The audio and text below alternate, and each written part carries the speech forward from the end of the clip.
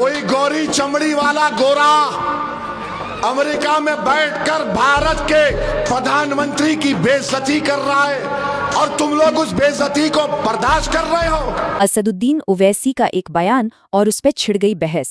पर सवाल ये है कि उनका असली निशाना था कौन? इस बयान में एक अंतर्राष्ट्रीय घटना को सीधे देश की सुरक्षा से जोड़ा गया। आइए इसकी परतें खोलते हैं। पर जवाब इतना सीधा भी नहीं है। असल में इस राजनीतिक बयान की कई परतें हैं और हर परत का निशाना अलग। पहली नज़र में तो ये सीधा हमला लगता है उस वक्त के अमेरिकी राष्ट्रपति डोनाल्ड ट्रंप पर। मतलब वेनेजुएला जैसे देशों में अमेरिकी दखल पर सवाल उठाया गया। ये ओवैसी के पुराने रुख जैसा ही है। लेकिन क्या निशाना सिर्फ ट्रंप थे? यहीं से कहानी में एक दिलचस्प मोड़ आता है। तो असली निशाना कौन था? ये तुलना असल में मोदी सरकार के लिए एक सीधी चुनौती थी। देखिए फोकस कैसे बदला। बात अंतर्राष्ट्रीय मुद्दे से घूमकर सीधे घरेलू सुरक्षा के सवाल पर आ गई। इन सवालों से पूरा निशाना देश के अंदर सीधे सत्ताधारी पार्टी की तरफ मुड़ जाता है।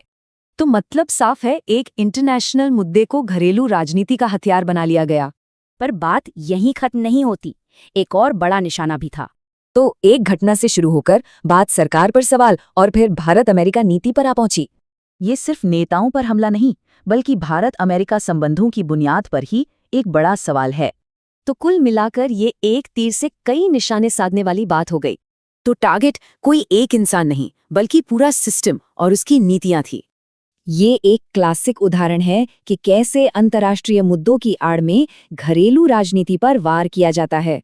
ये हमें सोचने पर मजबूर करता है कि रोज के राजनीतिक बयानों में ऐसे कितने छिपे मतलब होते हैं।